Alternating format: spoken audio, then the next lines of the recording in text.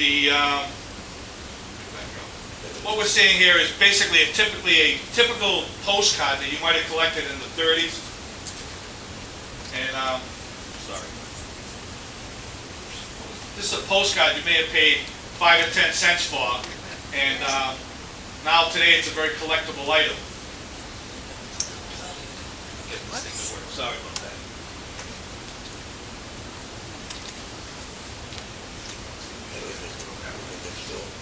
As I said, this is a typical postcard you may have paid 5 or 10 cents for in the early days. Now it's selling on eBay or online on the computers or at a yard sale or something for $6 or $7. Depending on the condition that it's in, it could raise maybe $15 or $20. I see them out there. There's probably 3,000 different titles of Revere Beach postcards that are out there that you could in fact collect. Here's a nice view of Revere Beach Reservation as it's known. This beach is actually owned and operated and managed by the Department of Conservation and Recreation, which was originally the Metropolitan District Commission. If you remember going to Revere Beach in the early days, the Metropolitan Police were a very strict police force. And the way they managed the beach was really kind of heavy-handed in a lot of ways. They really were pretty strict on people that were spending time at the beach. They wouldn't let you drink as you walked along the beach. You couldn't even wear a bathing suit unless you got a permit just at the turn of the century. What we're looking at here, right in the bottom part of this frame, you see the pavilions in the sand? Prior to 1896, there were a lot of buildings actually sitting in the sand. But after that period of time, the state legislature took Revere Beach by eminent domain and they cleared the beach of all those structures because they have been decaying. They have been in a very unsafe condition. And a man named Charles Elliott was appointed as the landscape architect to design Revere Beach as an open space for the working class Irish, Italians, and Jews at the turn of the century. In the bottom left of this photograph, does anybody know what the name of this structure was? That's the Crescent Garden Theater, right across the street from the bandstand, which is right here. But all along the beach, all along this area, you had all the amusements that we all remember. And I mean, when I went to the beach, I don't think I really went to the beach to go in the water. I went for all the attractions. That's what we all remember most. That's what we all talk about most. It was nice to go to the beach, but honestly, when I went to the beach to go in the water, I used to go to Hampton Beach. My folks used to take us to Hampton Beach all the time. We went to Revere Beach because that's where the action was. That's where you could make a few bucks with a part-time job. That's where you could meet the girls. That's what And the guys. And the guys. And the sailors and soldiers, right? Absolutely. Ask the lady over there about Friday night, the fleet was in.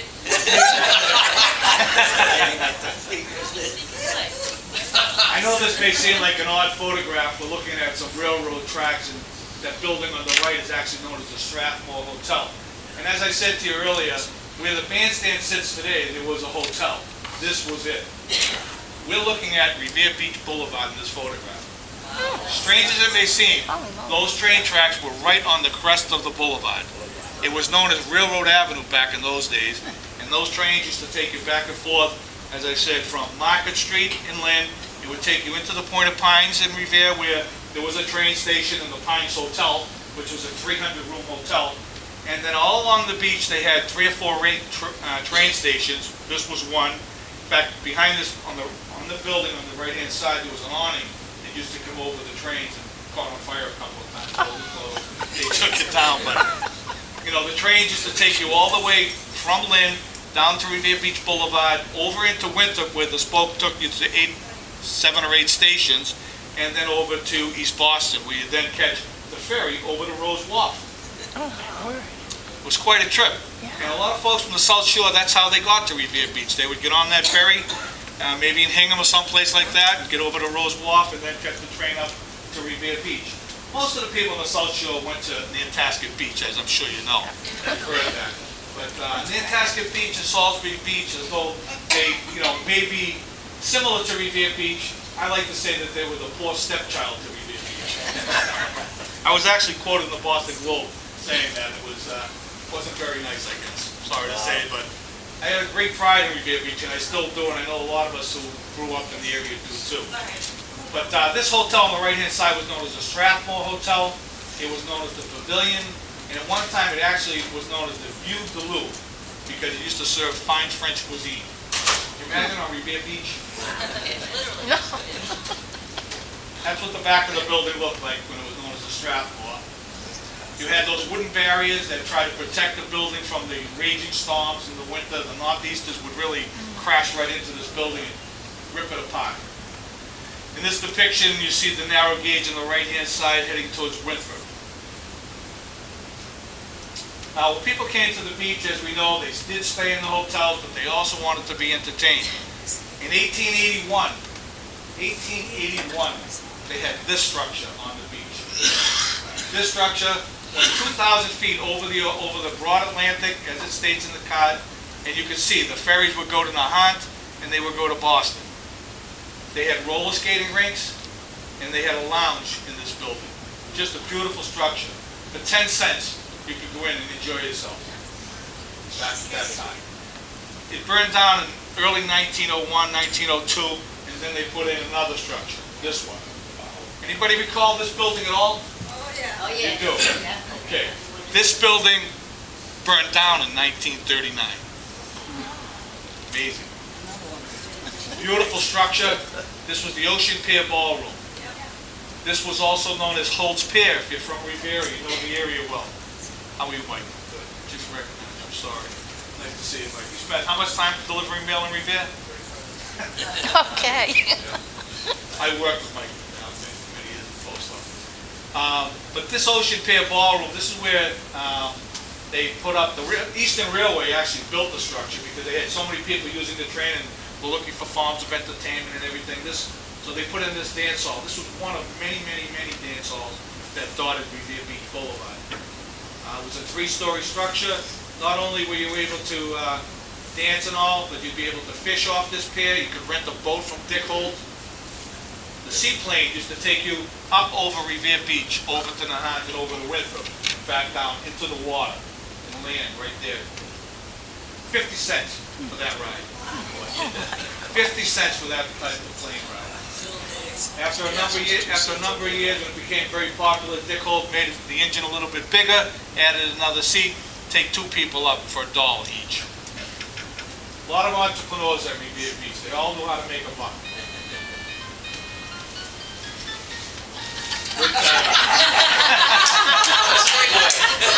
That's a segue, right? Thank you.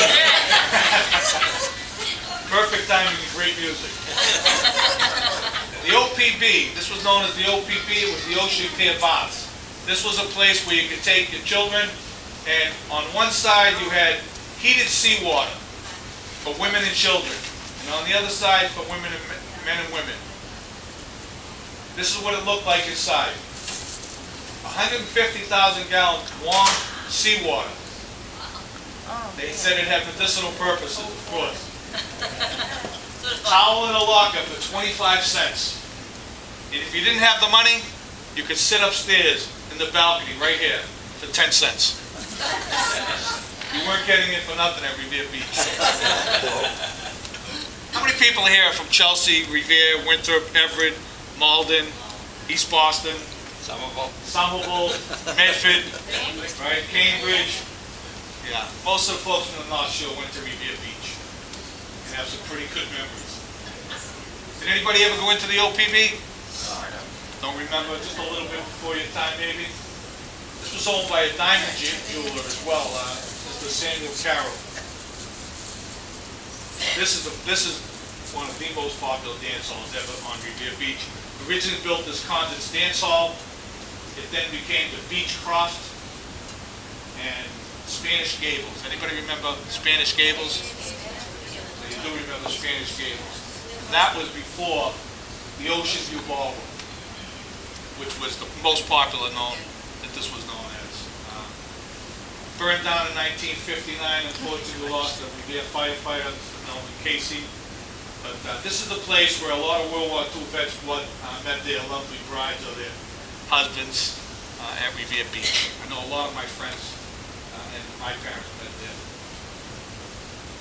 This was another dance hall, Crescent Garden Theater. There were all types of shops on the lower level as well. Just a beautiful structure, taken down in the 60s. I have no idea why they would take down major structure like this, and appeared to be a very strong, well-built structure, but it did come down. This is what it looked like from Ocean Avenue. And Ocean Avenue and Revere Beach Boulevard were the two main thoroughfares along Revere Beach. There's talk today of them actually closing Revere Beach Boulevard to the general public for transportation. They want to have it to be a grassy area, so there'll be push carts and all types of other recreational things that people can use when they go to the beach. Curly Revere there. Just take a look at this slide. High-class moving pictures, 5 cents. This was the early days. I know nobody here went to the show here. But if you recall, back in the early days, I remember when we went to the theater, there were 2 feature films, right? Yeah. And you may not remember the films yourself. Maybe your parents went to this theater, but honestly, while they exchanged the films with the other theater that was up on Broadway, you had to wait in your seats while they exchanged the film. Yeah, you really had to. I used to run up the street. And while you were waiting, you watched the news, right?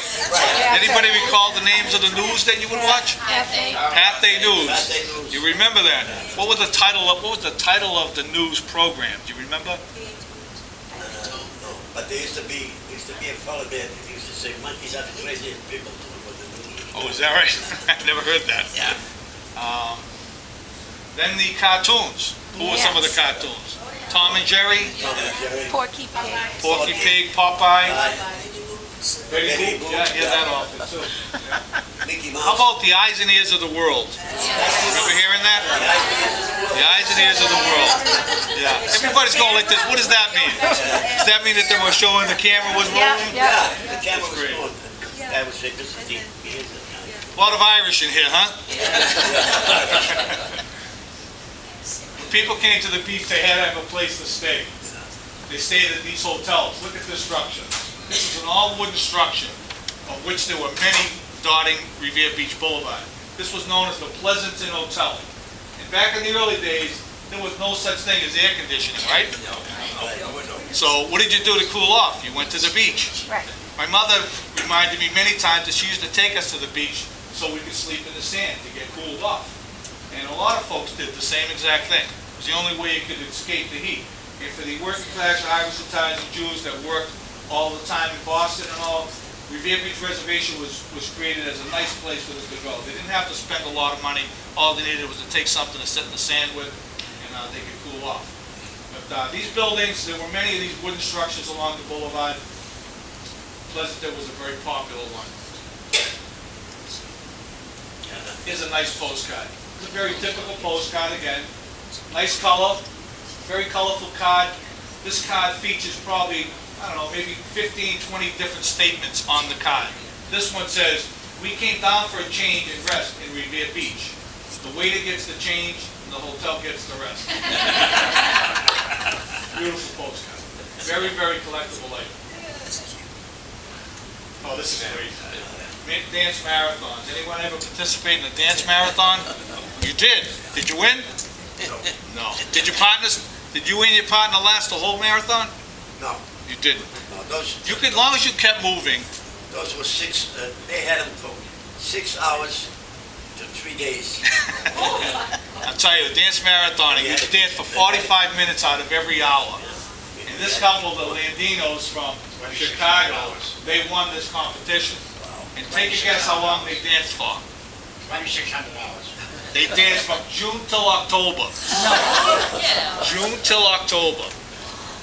It was amazing that they could dance for that period of time. But like I said, 45 minutes out of every hour, they would take some time off. They would maybe grab a quick nap, of course, wash up, grab a little something to eat.